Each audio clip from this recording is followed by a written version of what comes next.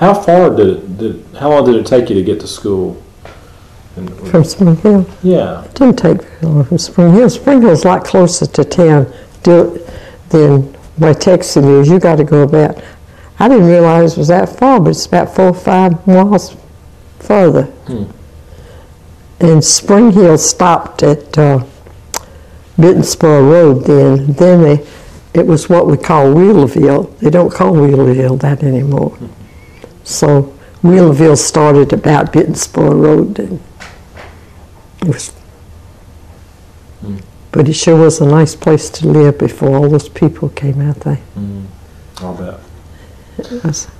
What did you like about school? Were you good at any subjects? What did you do the best in? And what did you like the most? I loved English and reading best of all. And I really liked school.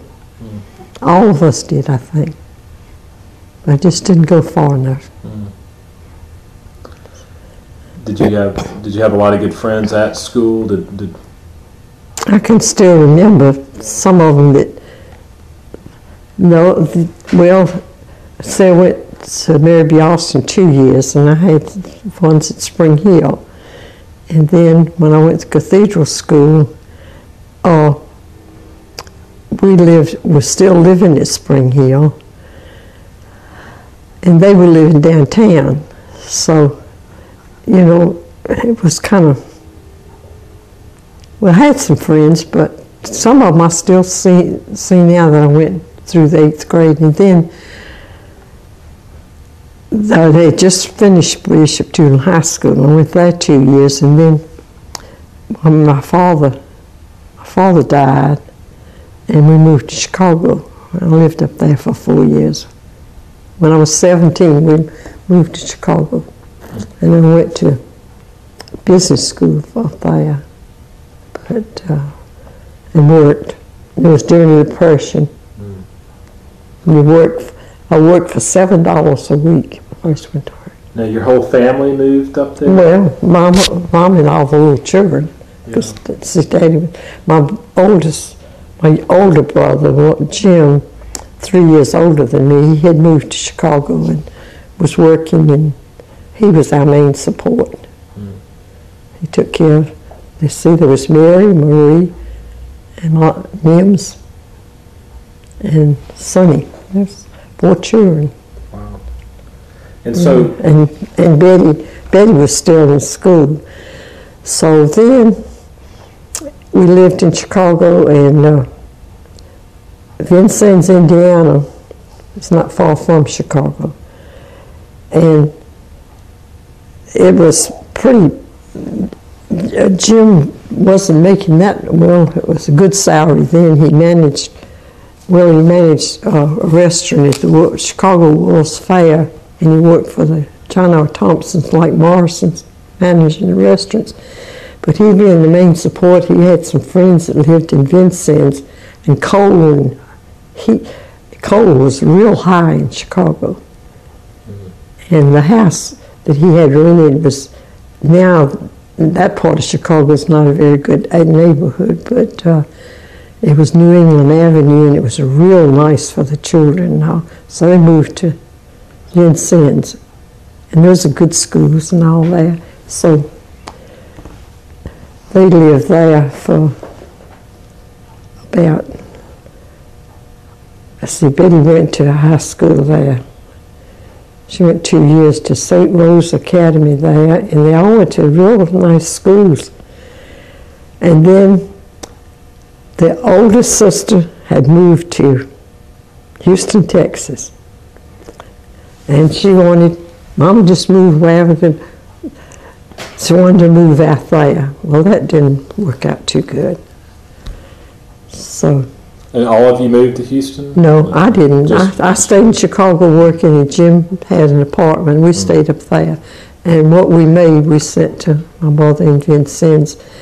But while she was there, I forgot what it cost us. We would go whenever it was a holiday. And then this Easter, we went down to Vincennes, and it was just a warm day like today was in Mobile. And overnight, the temperature, that weekend. But while we were there, that Sunday afternoon, we walked down to the park, and we didn't know. Mama didn't get a newspaper, I guess. We didn't know what was going on. We didn't know what all these people were there. And President Roosevelt was stopping to dedicate the George Rogers Clark Memorial. He was on the train, and he stopped over there, and he gave a speech, and it was the most wonderful sound I've ever heard in my life. He could really talk. And we got to see him. We didn't get to go up and meet him or anything, but we just didn't know where the people were. We just walked down there. And so Mary can't even remember it, I don't think. Well, a little bit. But that was really exciting. And then I got on the train to go back to Chicago, and in the meantime, the temperature in Chicago had dropped to 20 below zero. And I had on what they call a spring coat, people had then, a lightweight, long coat. And I had to walk 3 blocks from the bus line to my aunt. I was living at my aunt's house at that time. And I couldn't say anything. I was so cold. My hands were frozen. So that was an experience. Wow. Now, while you were there, though, in Chicago, you went to business school, you said? Yeah, I went to typing and shorthand. I never did use it. So I lived there 4 years, and I came back to Mobile, and I didn't go back anymore. Did you come back alone, or was that with the? In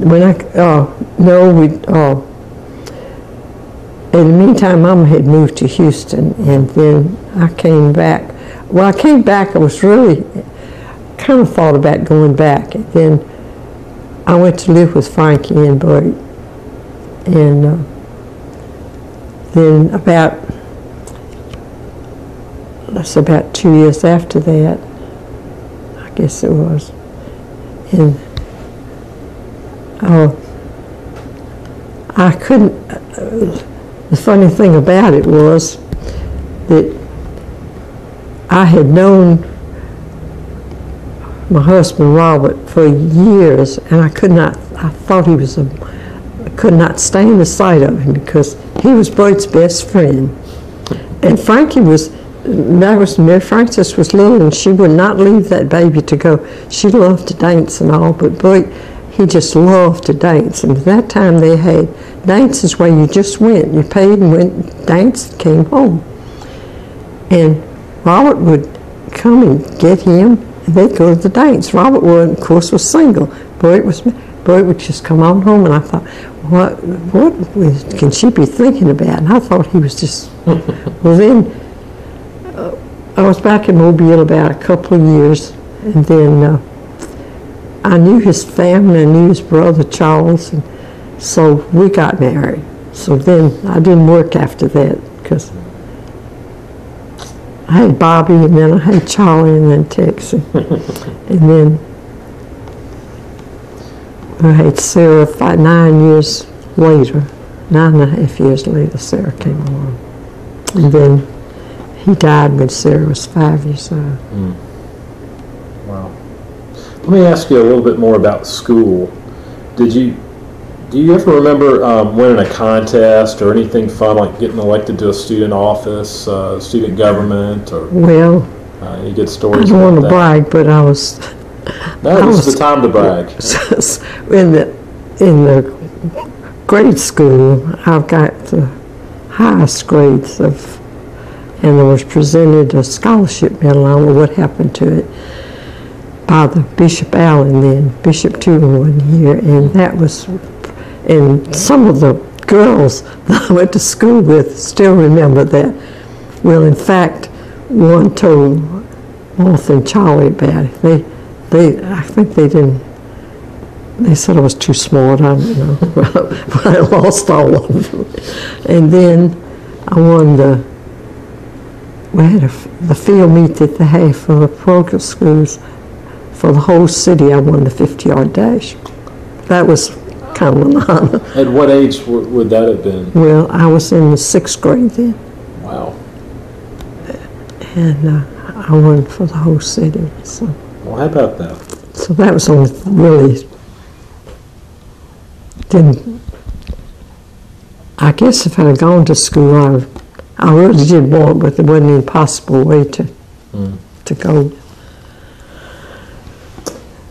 Times were hard. Yeah. Who was your closest friend growing up, the teenage years, school years? Well, my closest friend was, I guess, well, Spring Hill was Helen Forbes, and she went off to be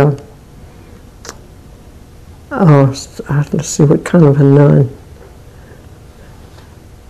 I think it was a Loretta nun. I think she taught, but we were friends all till I was 14 and left out there. That was, well, they lived in a house that was about 500 feet from us at Spring Hill, and she had little brothers and sisters, and we were real close. In fact, her oldest sister lived out in Holy Family, and I came in contact with her years ago. And then, of course, when I got married in this house, and Gertrude Kane we were really close. I still resent everybody that lives in that house. I told Tanya that, I said a lot, but I just miss her still to that. But she had children. One was the age of Sarah. Yeah. Okay.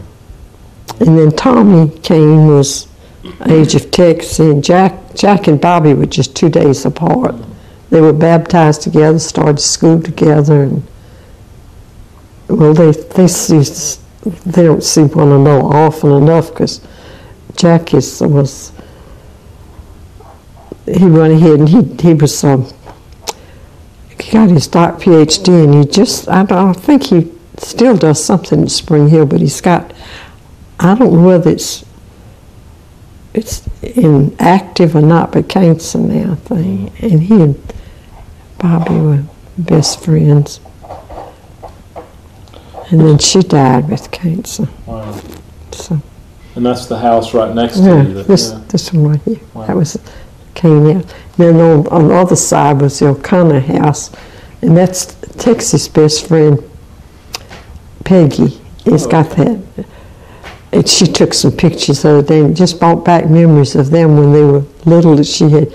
I was wondering where my pictures went, and I think one time they must have, because I was going to give them to her anyway, but I got some, but they were some that we didn't have very many pictures when they was little, but there was she and Peggy. What is one of your earliest memories as a child of your childhood? Well, I just remember. Well, no, I could remember before that, I guess. I remember when Betty was born when I was 3, because one of the neighbors, then you had a nice neighbor. See, all of us were born at home. None of us were born in the hospital. And when were you born? What was your birthday? July 27th, 1915. 1915. Uh-huh. Wow. And then Betty was born in 1918, and I remember that when the neighbor would come in to give her a bath before Mama was able to get around much, well, they'd let me go in there. The other kids couldn't go in there, and I thought that was kind of neat. And then when my little brother Mims was born,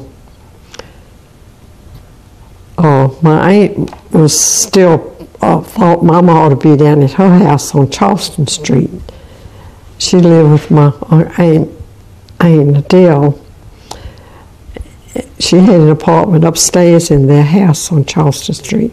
So I got to go down there when Mims was born, because he was supposed to be my birthday present. He was born the day after my birthday, and I didn't think that was a very good birthday present, but another baby in the house. So